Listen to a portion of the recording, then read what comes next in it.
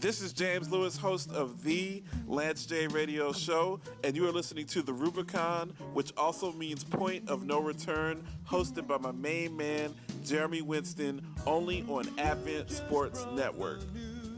Giant steps in giant shoes, dignified as you stride, ever more satisfied. You know it's an easy climb, stepping 10 miles. Hello, everyone. You're on the radio show with Jeremy Winston. This is my first installment in continuation of the Advent Sports Network.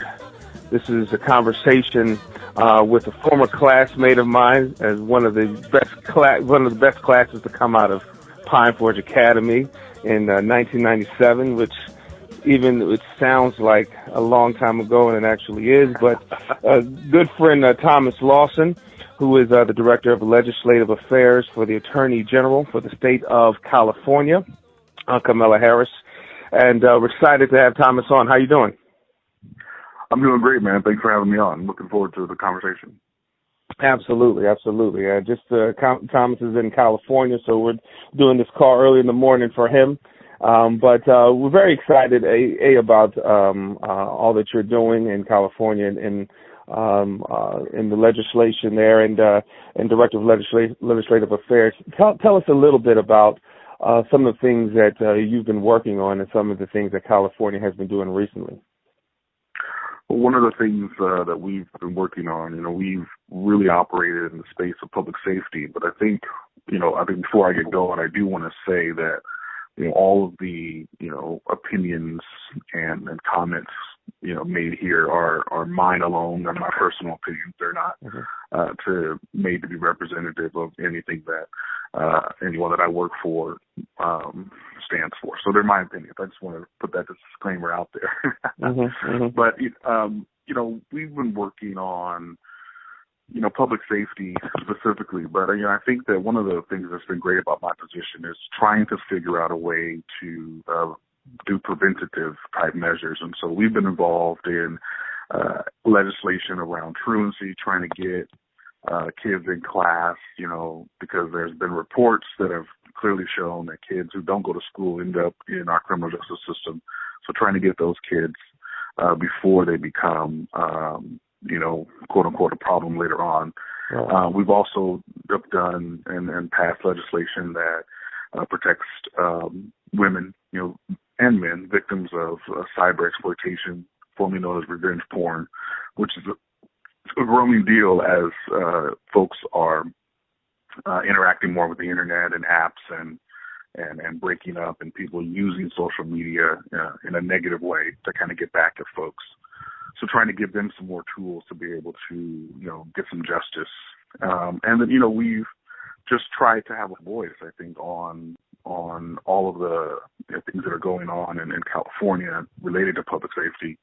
And, just having conversations and being involved in a variety of different things. So part of my job is to pass legislation and be the representative in the state capitol for the Attorney General, but I'm also responsible for, knowing what's going on in the state legislature for things that touch indirectly or directly the Department of Justice. And so constantly keeping our ears to the ground is also what we do majority of the time as well. Great. That's outstanding. I tell you, we've had a number of conversations on the Lance J radio show, and myself and Alan Bozeman, we've kind of opined on politics and talked about those who lead and write legislation, offering our opinions. It's great to have someone who's working directly with legislation in a community and directing it to help affect change. And so your perspective is going to be really valued.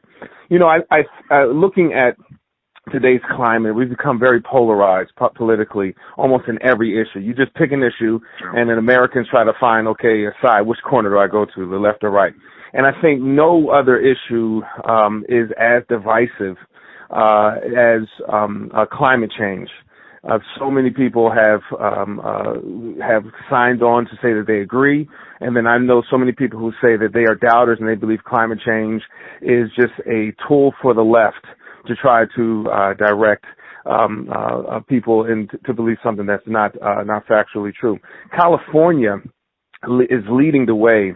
I think with all the states in the United States, California is leading the way in addressing climate change. And of course, right now, the world leaders are in Paris to come up with new ideas and goals to address and curb climate change in the future. What do you say for one who's working in California and working on legislation, I'm sure at some point dealing with climate change?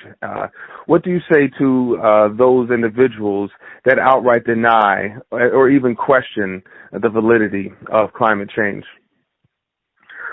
Well, it's funny. I agree with you 100% that we are in a very polarizing state in politics right now, nationally, and just on any conversation, any topic. I guess my opinion would be that it's a conversation that may not produce results. It's almost similar to, and I hate to use something super controversial, but like abortion. I don't think it's a conversation where you actually win people over, right? I mean, if you are for abortion, if you're pro-life, that's your stance. And there's very little thing that someone can say to make you switch to pro-choice and vice versa. And so I'm not sure that there's a conversation that I could have with somebody who is, against climate change or thinks it's a hoax or doesn't believe the reports and science. I think that there has been enough change in weather patterns, things we're experiencing when it's warm and it's supposed to be cold, and when it's cold it's supposed to be warm, that something's going on. And to deny that something's happening, to me, is kind of just closes off the conversation, because we're not really trying to get to a place of agreement. Well, let me just step, because I feel like somebody's at their computer now who may or they're listening on whatever device they're listening on, and they're saying, but hold up, the weather patterns that we experience today may not be a direct result of climate change, because when we look historically, there's always been an ebb and flow in weather patterns. Whenever, for instance, they say that there's the globe is continually getting warm, but yet we've had some brutal winters in the east. So how does that support the argument that the Earth is continually getting warmer? Well, I think, and I'm not a scientist, but I think that the flip side, right, when you look at what's happening with global warming, it does create extreme weather patterns. And some people automatically assume that means that it's always going to be hot. And that's not necessarily the case. What it does is throws off and creates extreme weather patterns. So when you talk about just what you just said, that the East Coast, for instance, has experienced extreme cold, I think that's also a product of the fact that things are not as normal as they used to be. And, we don't have the same type of regularity in our weather patterns that we used to have. And I agree that historically, obviously the Earth is different than it was, 50 years ago, 100 years ago. But things over the last 10 years, 15 years have changed so dramatically, in my opinion, and so quickly that it's beyond the natural progression of change that happens in the world and in life. And so, to me, my personal opinion, based on what I see, that's why I think that there is definitely some issues with global warming, as well as a responsibility to try and help change it. So what would Americans have to be prepared? Because I think a lot of the kind of pushback or the discomfort people have about global warming is that now we're going to be all driving around in Fiats and driving electric cars that we got to plug in, and we've got to change the way of living. I mean, is this something that we have to look forward to? I mean, what are some of the results of the changes that's going to be requested of us?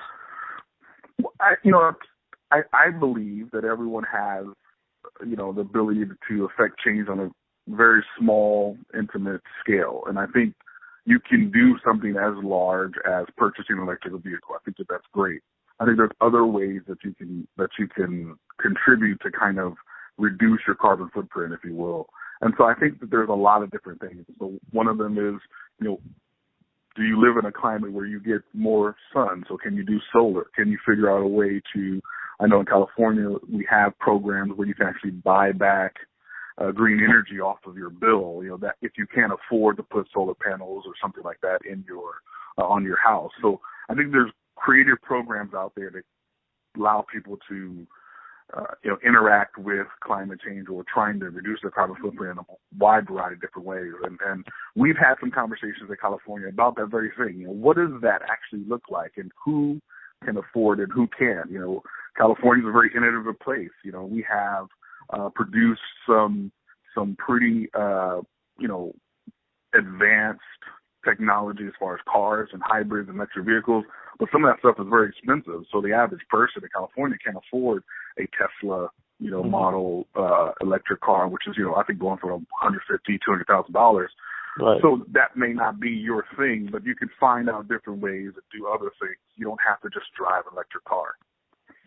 Right. And so, and just in general, because California has led the way in this, I mean, have a lot of these programs and been accepted widely, easily? What has been the response by the Californians?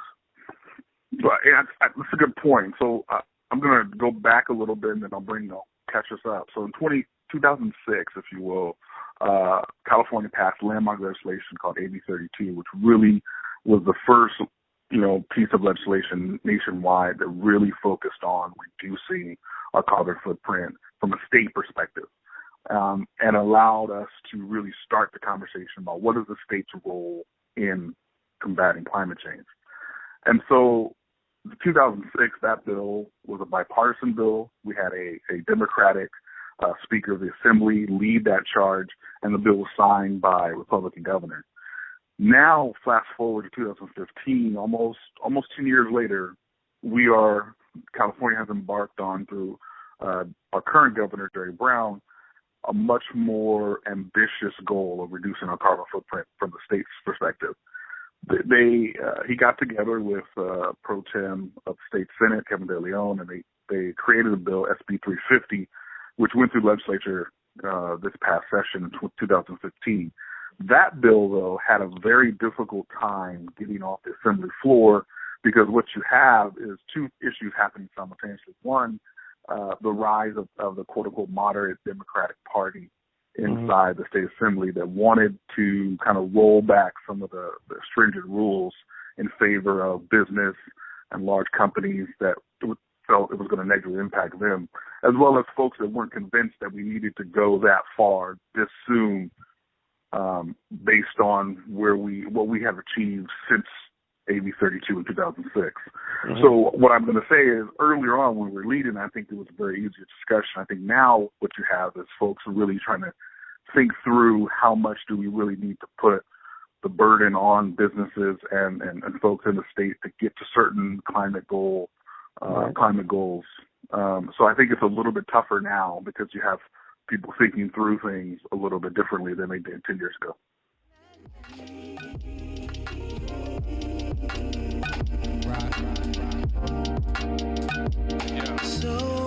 Advent Sports Network would like to congratulate Michaela Arthurs on becoming a charter member of the ASN Mentorship and Development Institute.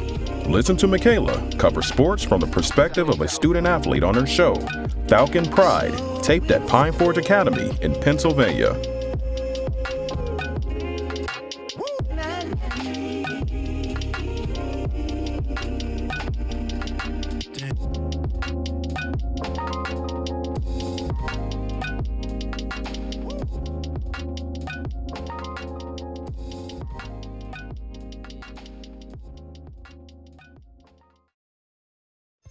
So that's when I was about to write the Indianapolis Colts off after having a disastrous season, which culminated in possibly the most embarrassing play call in the history of the NFL, where they ran a fake punt that started with the third string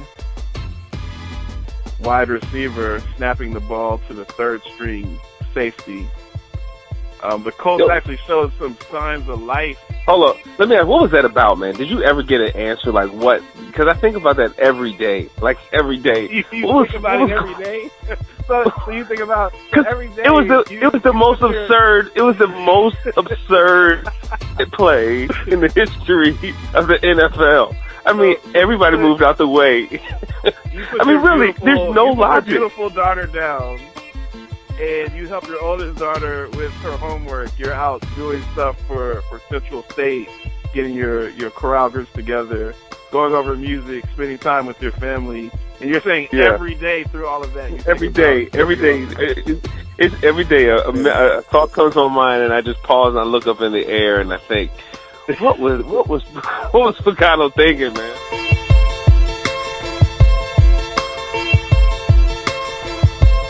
Sports talk, ministry, excellence. You are listening to the Lance J Radio Show.